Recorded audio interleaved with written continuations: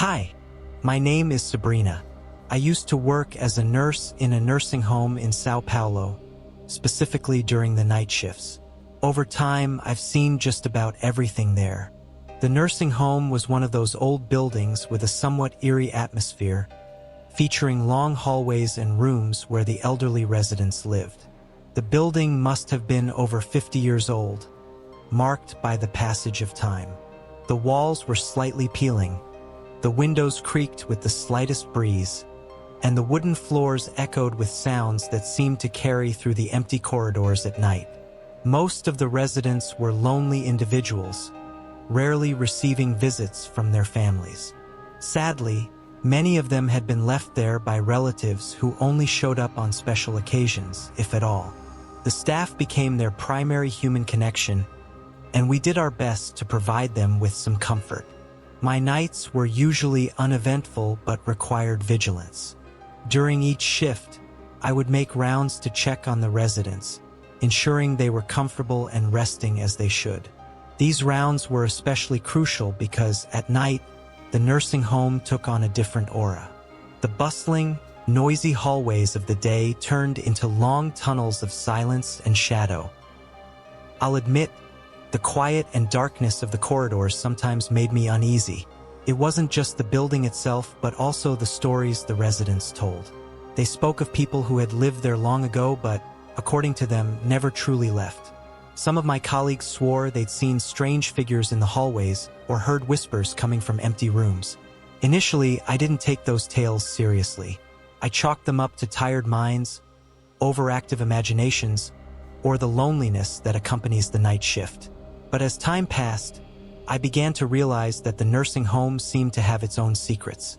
On the quietest nights, it was common to feel a presence, as though someone unseen was nearby. It's hard to describe, but it felt like the building, with its rich history and the countless lives that had passed through it, held onto a kind of memory. A memory that occasionally revealed itself in ways we couldn't comprehend.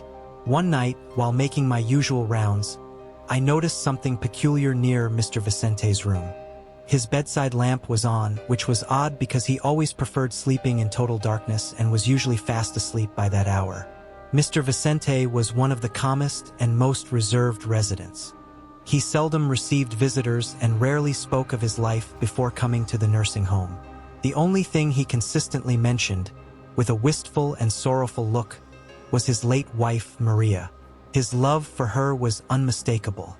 It was rare for him to talk about anything else, and when he did open up, it was always about how much he missed her. As I approached the slightly open door, I noticed he wasn't sleeping. He was lying in bed but fully awake, staring at something I couldn't see from the hallway. Thinking it might just be a bout of insomnia or deep thought, I decided to check on him. The lit lamp had piqued my curiosity. As I entered the room, I noticed his gaze was fixed on the chair beside his bed. I felt a chill but dismissed it. "Mr. Vicente, are you okay?" I asked, trying to sound calm. He didn't respond immediately, his eyes still locked on the chair.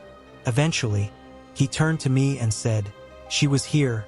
His voice was steady but filled with emotion. "Maria was just here." I stood there for a moment, unsure how to respond. I thought perhaps his longing for his wife had conjured a vivid memory. Yet there was something in the way he spoke that unsettled me. He didn't seem confused or lost in a daydream. He spoke with the conviction of someone who had just experienced something real. Unsure of how to proceed, I offered him a reassuring smile and asked if he needed anything to help him sleep. He shook his head gently and lay back down, looking more at peace.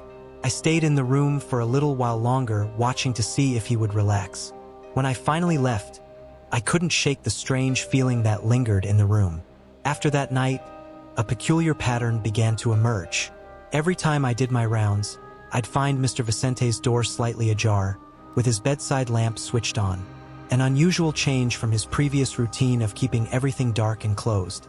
Each time I entered, he'd be awake, lying in bed, staring at that same chair. Without fail, he'd look at me and say, "Maria was here. She came to see me again." His tone was calm, as though her nightly visits were the most natural thing in the world. Over time, I noticed these visits always occurred at the same hour, 1 o'clock in the morning. It didn't matter the night. At that precise moment, I'd find his door slightly open, the lamp on, and Mr. Vicente waiting as if for someone. Initially, I thought it might be a coincidence or perhaps a symptom of his restless nights. But the consistency of the pattern became impossible to ignore. It felt as though something truly inexplicable was happening.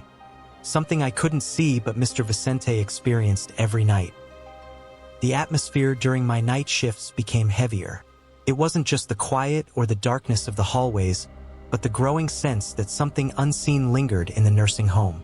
Each time I approached Mr. Vicente's room, that feeling intensified.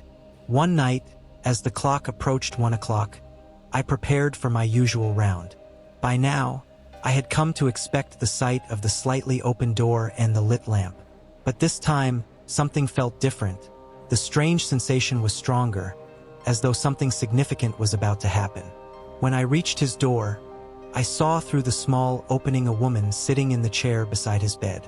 Her back was to me, and what immediately stood out was the striking red dress she wore, a vivid contrast to the dim, somber room. My heart raced. There were no scheduled visitors at that hour, and I'd never seen this woman before. Who was she, and why was she there in the middle of the night? I decided to enter, forcing myself to remain calm. The creak of the door sounded louder than ever, but the woman didn't react.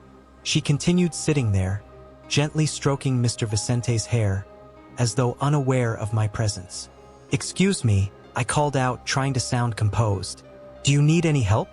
The woman didn't respond, didn't even turn her head. The silence was oppressive, and the sense of unease grew unbearable. Something wasn't right. As I stepped closer, my heart pounding, the door suddenly closed behind me. It wasn't a loud slam, but enough to startle me. I turned back to the door, confused. There had been no draft, no reason for it to move. When I looked back at the chair, the woman was gone. Where she had been only moments before, there was now nothing but empty space. Frozen with disbelief, I glanced at Mr. Vicente, hoping he might offer some explanation. To my surprise, he seemed utterly calm, even serene, with a gentle smile on his face. "Did you see her?" he asked. "Maria comes to visit me every night." His words left me speechless. Was what I had seen real, or had my mind played tricks on me? But looking into his eyes, I knew he believed every word. To him, her presence was as real as the bed he lay on. From that night on, my rounds took on a new weight. Every time the clock struck 1, I approached Mr. Vicente's room with a mix of dread and curiosity. Though I never saw the woman again, the feeling of her presence remained. Mr. Vicente continued to speak of Maria, describing her visits as if they were the most ordinary occurrences. Over the months that followed, this routine persisted until one day everything changed. Mr. Vicente's health suddenly declined. He was transferred to a hospital, and his room felt emptier than ever without him. The once familiar sights, the open door, the lit lamp, were gone. Without Mr. Vicente, the nursing home seemed to return to its former quiet, just another old building filled with shadows and silence. Though I continued working there for a few more years, the experience left a lasting impression. It taught me to never dismiss the unexplainable. Eventually, I moved on to a new job, but I often think of Mr. Vicente and Maria, wondering if, wherever he is now, she still visits him every night. Just as she did during those unforgettable nights I witnessed something beyond understanding.